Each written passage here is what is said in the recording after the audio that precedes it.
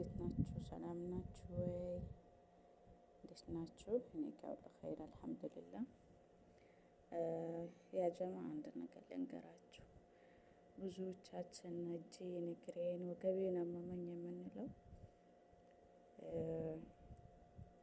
አኬድ የሆነ ነገር ሲጎድልብን ነው አይደለም? የጎደለብን ነገር በእኔ እይታ ትልቁ ነገር ፀሐይ ነው። ፀሐይ አለማግኘት ነው። እግራችንንም ያሳመመን እጃችንም በአጠቃላይ ፀሐይ ለሰውነታችን ትልቅ ጠቀሜታ እንዳለው የምናውቀው ነገር ነውና በ24 ሰዓት ቢያንስ 10 ደቂቃ 5 ደቂቃ ለራሳችን ሰጥተን ፀሐይ ላይ እንደዚህ ወጥተን እንሞቅ ላለውኝ ከቻልን ስስ ልብስ ለብሰን ካልቻልን ደግሞ ባለንበት ሁኔታ ብቻ ሆነን ፀሐይ ላይ እንሆን 10 ደቂቃ 15 ደቂቃ ብንሆን በጣም ጥሩ ነው።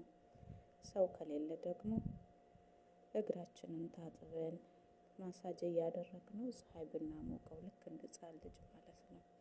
እና በስደት ያለን ልጆች ብዙውን ጊዜ የእጅም የእግርም ህመም የሚያጋጥመን በብዛት የቫይታሚን እጥረት ስለሆነ ፀሐይ ደግሞ አንድ የተፈጥሮ ቫይታሚን ዲ ስላለው ፀሐይ እንሙቅ፣ ፀሐይ ሞቁ ለማለት ያክል ነው። አመሰግናለሁ።